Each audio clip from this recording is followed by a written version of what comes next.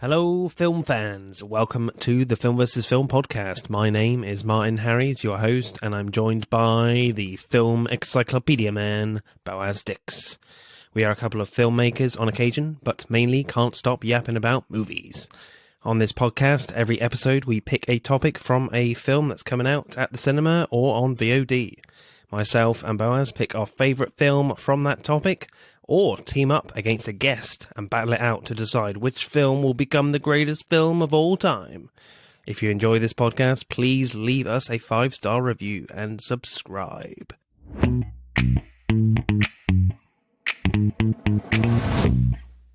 Hello, people. Welcome to another spoiler special episode, a spooky one from Marvel.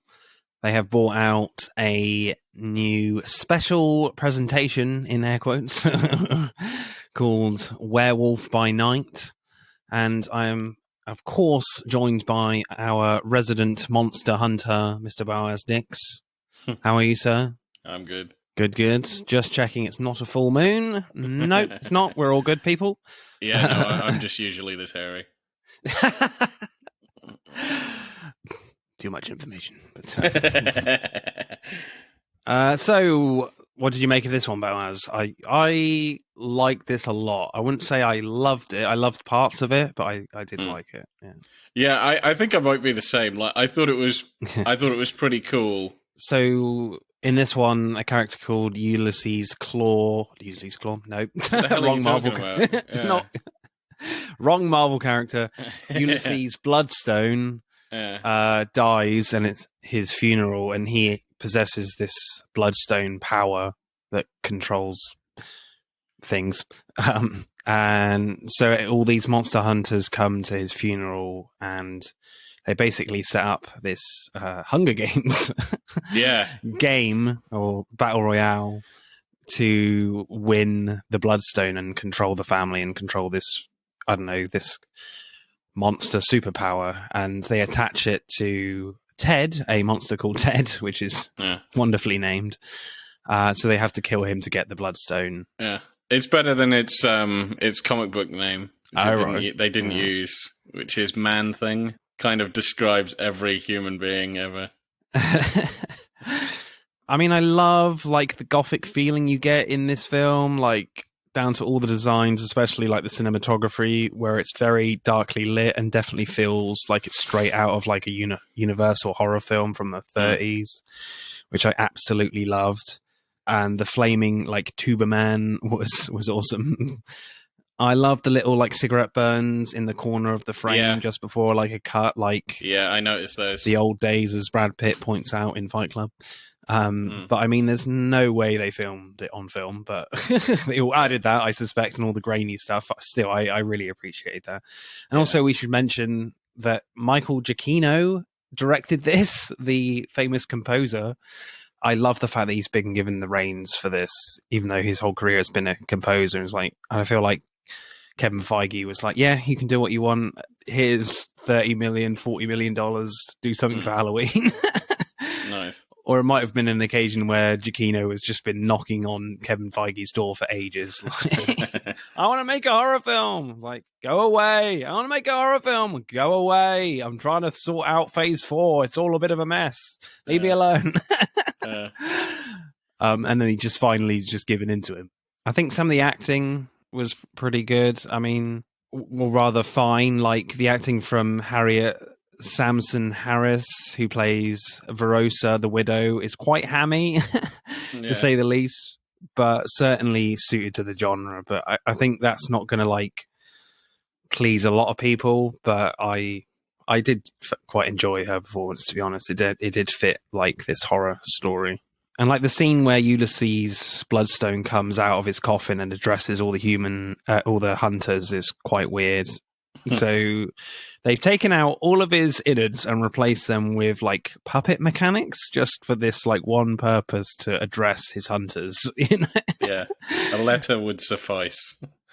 Yeah, it must be part of his will or something. I don't know. It's just very odd, even for a quirky horror film like this, horror short, you know. Yeah, it's really weird, and you could tell by the other monster hunters, it's like, this is fucking strange.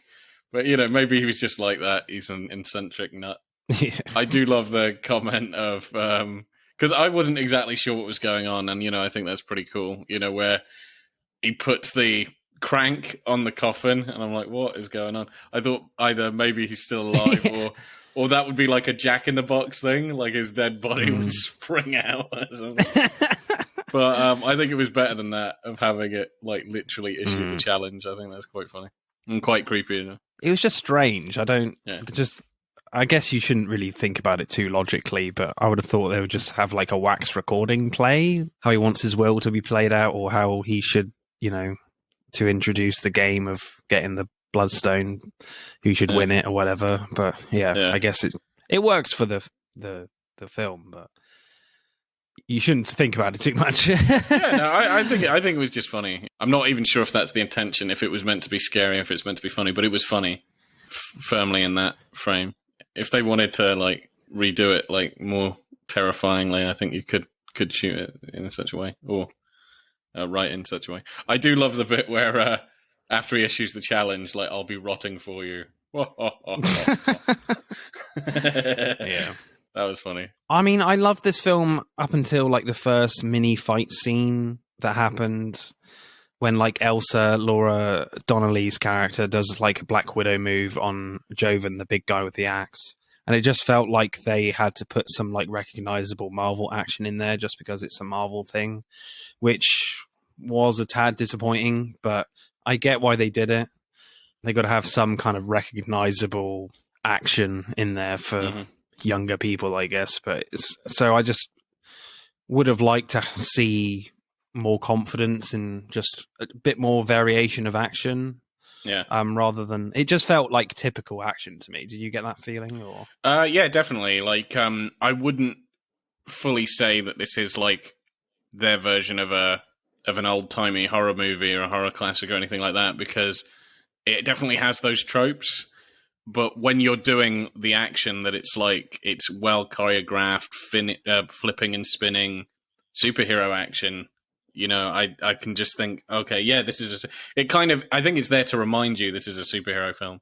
Oh, this is a superhero film, rather than just be like, no, this is like a mini horror film. I think if you did like more sort of less fancy, more more I don't know what the word I mean, like more grounded action. You know what I mean? I would have preferred that personally. I guess it makes sense. I guess it makes sense because I think it did play with my expectations, because I didn't think she was going to be, or any of them were going to fight like that. Because as soon as she put her legs round like the guy's neck, I'm like, well, that's just Black Widow, isn't it? Yeah.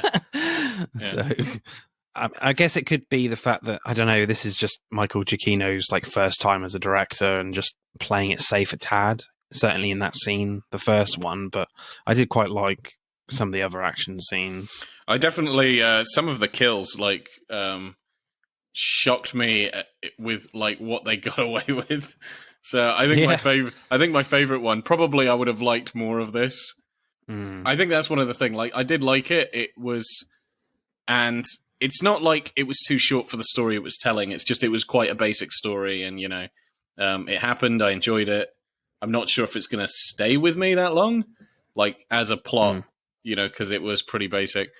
But some of the kills I quite liked. So my two favorite ones were where she arrows that dude in the face, and then is like covering his mouth as he dies. Like, that's fucking dark. So that they don't get discovered. I was like, man, that's dark. She cuts his arm off first. Yeah, she cuts his arm off, yeah. But I'm particularly focused on, like, boom, gets him in the throat, and he's, like, choking, I suppose. Though they don't show it, like, realistically, he's, like, choking on his own blood. It's really dark. Yeah. And then she's, like, covering his face so she doesn't get found by the other guy. I was like, this is quite dark. So I do kind of get you when you're saying, like, the action moves, where you're like, who is this really for? Because if you're not like doing grounded action, but you're doing brutal kills, like the kids are going to appreciate all the twirls and that's Black Widow, but like they're not going to appreciate a guy getting his throat slit or whatever. Another one I really liked also came from her. I think she just had the best kills, and that was where she slashed that female monster hunter, slashed her throat. David Bowie, yeah. Yeah, basically doesn't know. Slashed, the Starman's throat, and then like put it in. Yeah, just lodged her sword in the skull. Yeah, that was crazy. But also, did you hear? Like, she twists it and basically breaks her neck through a head cleave. I was like, I've never seen that. That is cool. That's going in my bank of ways to kill hunters, I suppose. Yeah. Just in case. Crack his neck. I was like, man, I've never seen that before. That's pretty cool.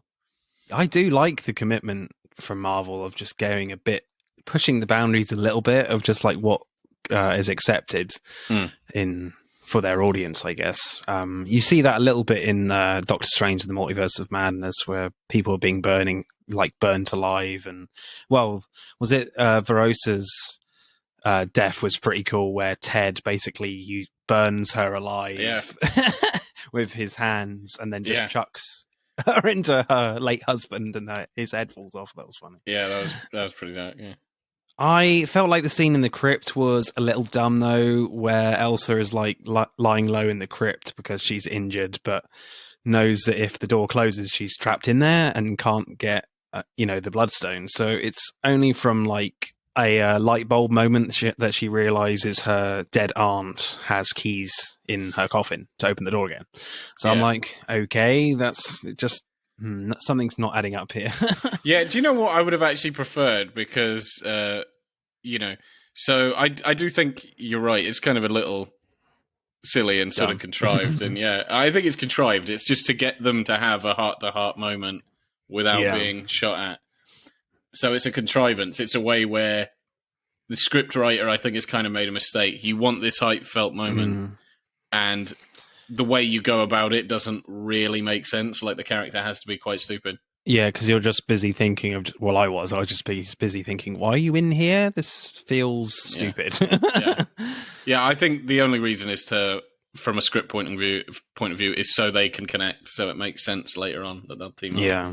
But, from a logical point of view, that was really stupid. Also, she should have surely just known. She knows the crypt, right? It's locked. That should have taken 2 seconds. Oh, yeah, my aunt has a key. I would have much preferred if how they got out was a lot more clever than just a key. Either finding an open window or breaking a ceiling or whatever. Or even when she was going through her aunt's coffin, I thought maybe her aunt was buried with grenades. I was like, that would have been a clever way, because you wouldn't have immediately thought, I could use the grenades to get out. But that I could use the key to get out. I mean, that's fucking obvious. Why didn't she think about that in the first 2 seconds? So I think that whole scene, I did like their heart to heart and everything, but that scene was contrived. It was just to get them to chill out. You could have had a jump scare moment where, I don't know, the coffin falls on them or something, and the corpse lands on one of them, and they're like, oh, there's the key. yeah, exactly. Could have been a surprise to them, yeah. Because all you really get is mini spiders coming out of the coffin in terms of a horror moment in that scene. But yeah. How did you think how the werewolf looked? Well, I loved the transformation scene. I fucking love that, where it's mainly on Elsa looking terrified, and the silhouette of the transformation is happening behind her in flashes from the bloodstone lightning was terrific, I thought. But I also loved how they delayed the reveal of what the werewolf looked like. He pulls in Verosa's hand and then there's a big close up on her, to then the goons zap him, creating lots of smoke so you can't see him and you can't see how he's gotten out. He escapes and jumps out from the ceiling and takes out a goon. That was fun. And then his face is revealed in a brilliant dolly zoom. His eyes are kind of glowing, so you can't quite clearly see his face, but I quite like that. I think the only moment you really get to see his face proper is right at the end, when he's got Elsa on the floor, and slowly recognizing who she is. So I love that initial sequence of him getting out of the cage. Yeah. Awesome.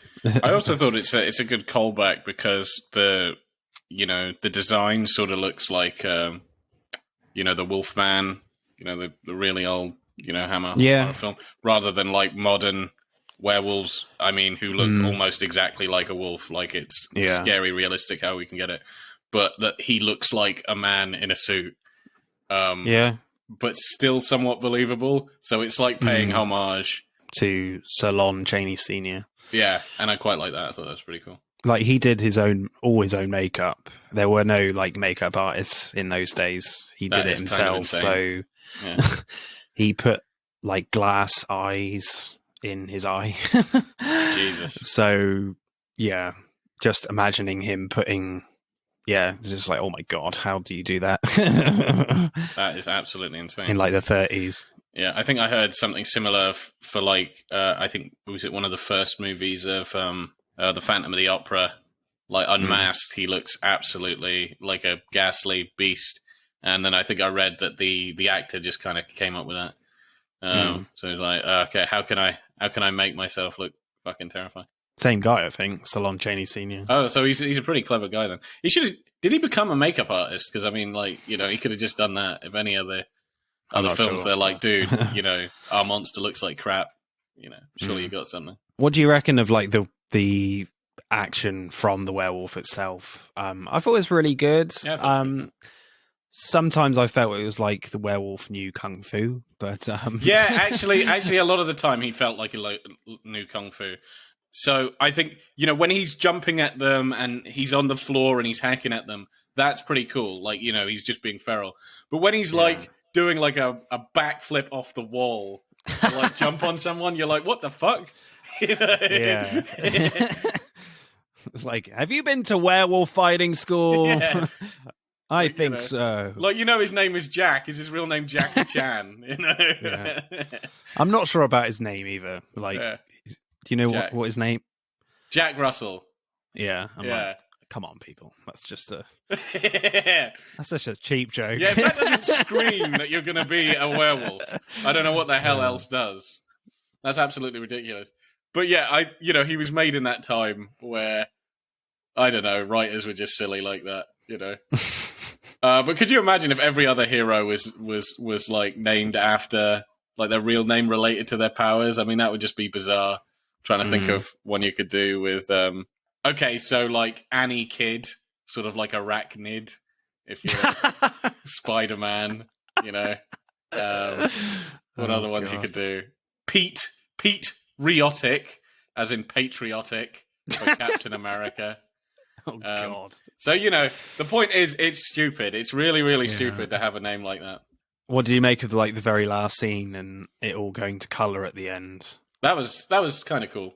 I did prefer it black and white. I was like, maybe they should have just kept the whole damn thing black and white. I don't understand why they changed it to colour. I just don't get it.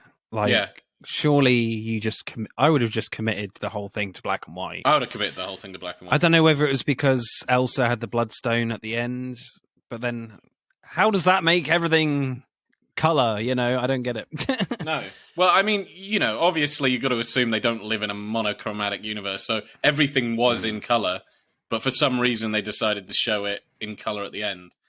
I don't really get it. Maybe if it's like, I don't think they set it up well. For any reason to change it into color. Maybe it's like, now the bad times are behind me, and it's like now she's ruling the monster society, so it's bright times or whatever. Like, I'm trying to like come up with some sort of, but no, I kind of think they probably shouldn't have changed it into color. There's no point. It serves like no function whatsoever, unless just being like, oh look, we can turn it into color. Like, it's like, no shit, man. I know it wasn't black and white. I know you don't own black and white cameras. I know we're in the age of color TVs. Like, I have a color TV. This isn't going to blow my mind.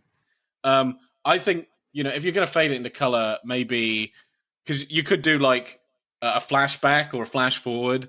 So it's the future and she's like older and then it's in color. And you can be like, oh, okay. Because it was like back in the day and then it's now.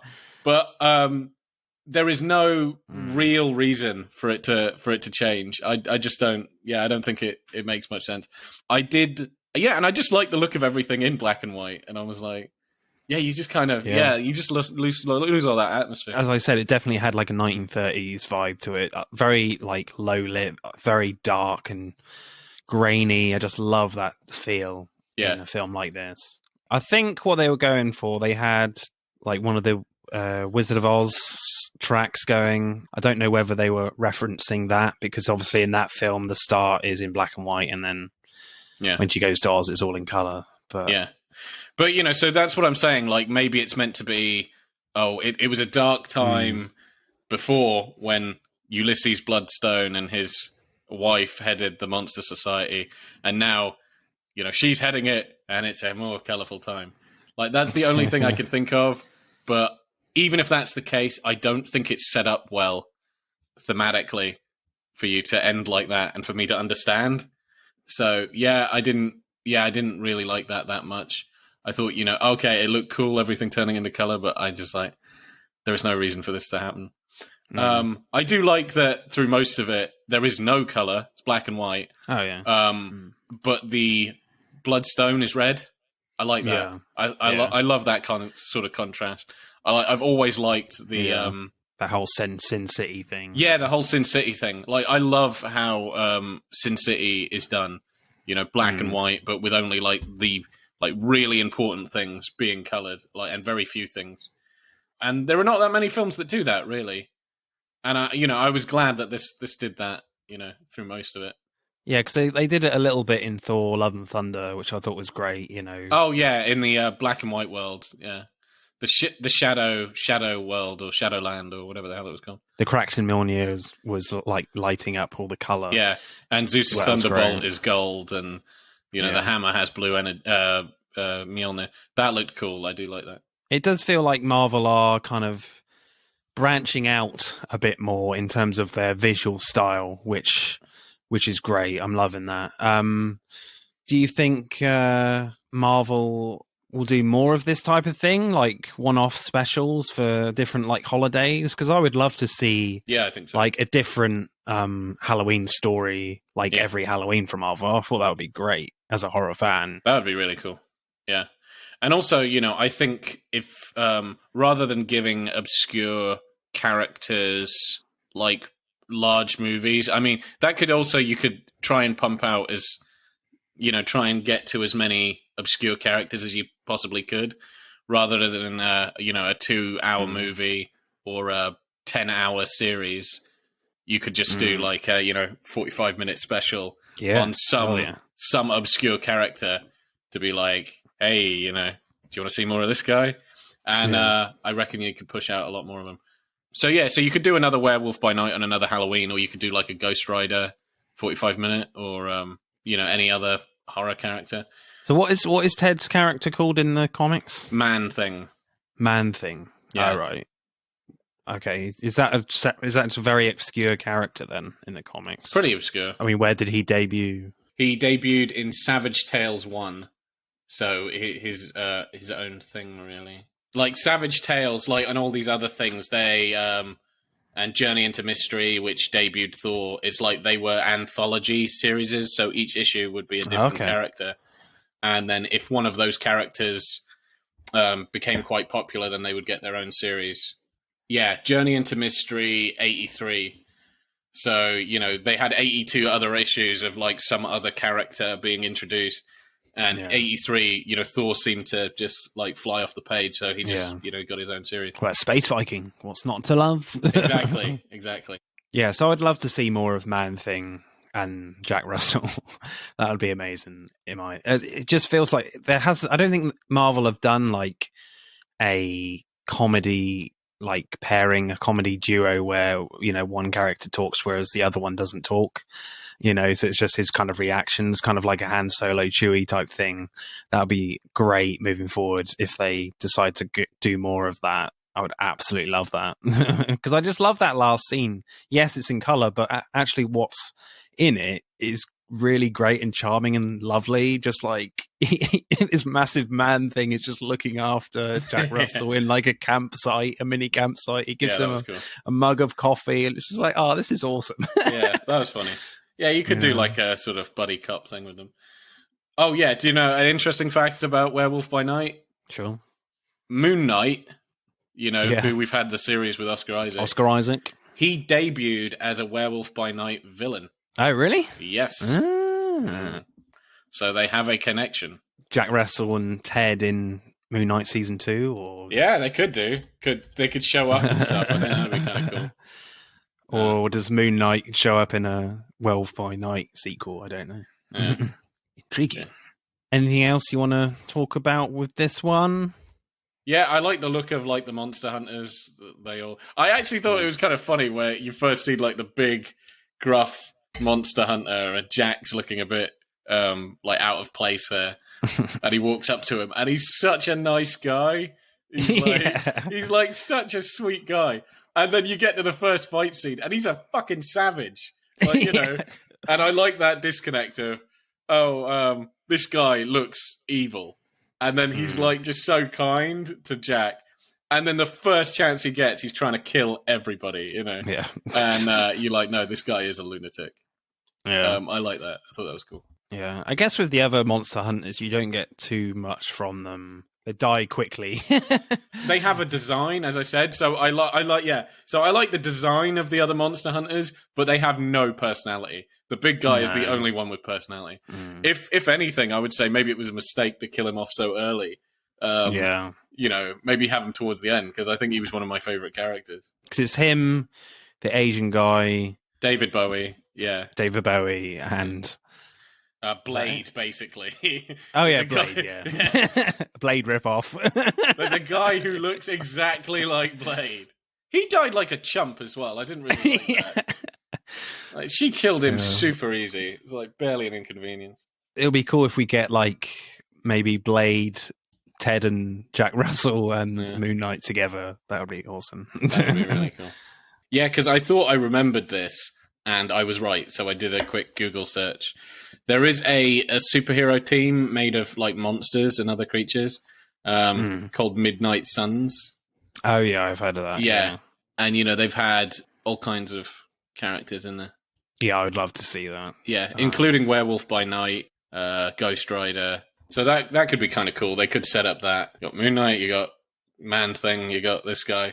Set up a few more horror characters and then just get them into their own Midnight Suns movie. Also, what do you reckon about like Marvel not really connecting this to anything else? I find that quite nice and refreshing that it's not connected to anything. Yeah. I think some fans are like, well, it's unessential, you don't need to watch it. You know, I'm just like, well, doesn't mean it's bad or anything. And also, you know, I think you know, obviously it's fine to have a mix, and they shouldn't go into one direction or the other. So I'm kind of fine with that it's not that connected. You know, still in the same universe, but not that connected plot wise. And I mean, like, I do like, you know, the interconnectivity of the Marvel films, but especially if I've missed a couple of films, or with a friend who's missed a couple of films, then you're like, we can't really watch this now. Whereas if it's like, you know, tangentially connected, so it's within the same universe, but it's got nothing to do with any of the other plot. You're like, yay! I don't have to do homework. Exactly. You don't have to do homework. You can bring your mum and dad and your sisters and brothers and your friends and watch it, and they won't all have to go, who the fuck is that? Who the fuck is that? Who the fuck is that? Who's he? What the hell's he talking about? Yeah. So yeah, I think it's fine to have a mix, you know. Yeah, so I do like that from Marvel now, that they're just like, not everything has to be connected. So you got, you know, the storylines for the big films, which is great for setting up Kang and Secret Wars and all that. But there can be shows and shorts that are just their own, just left on their own, not connected to anything. Yes, but leaving the door open if they need to be into the new story or whatever. You know, because even say, you know, talking about Moon Knight and his connection to this, like Moon Knight was kind of the same. It's like they never really referenced stuff out of the show. They didn't at all. Yeah. Like you might see a poster for, you know, something that was in the show, but none of the plot. They don't talk about anything from the previous show. And to be honest, you don't fucking need to. Like, you know, the world is a big enough place. That's what I kind of liked about She-Hulk as well, is the fact that, like, She-Hulk is referencing all types of Marvel shows all over the shop in every episode, but it's not important to the main story at all. You know, so we probably won't see She-Hulk again for ages, and you know, maybe in Secret Wars, I don't know, but but you got all these references, but just for this, it's kind of like the sake of a reference for comedy, but for like no importance to the main story, which is kind of nice as well. Yeah, loving this. Yeah, I think we'll leave it there, people. Thank you again for listening, and it's goodbye from me and goodbye from Boaz. Keep checking that full moon, dude. Bye. Check my full moon. Poorly choice of words, mine. Bye. I know what I said. Bye. That's it for this week's pod. Thank you for listening. We hope you enjoyed it. But don't stop there. Get involved and tell us what your favourite films are relating to the episodes. Send us a DM or comment on Instagram and TikTok at Film vs. Film Podcast, for Twitter at FVF_podcast. If you do, we'll give you a shout out on the next episode. If you're feeling really generous, you can buy us a one-off coffee at our Buy Me a Coffee account. Remember, please leave us a 5-star review and subscribe. Pod signing off.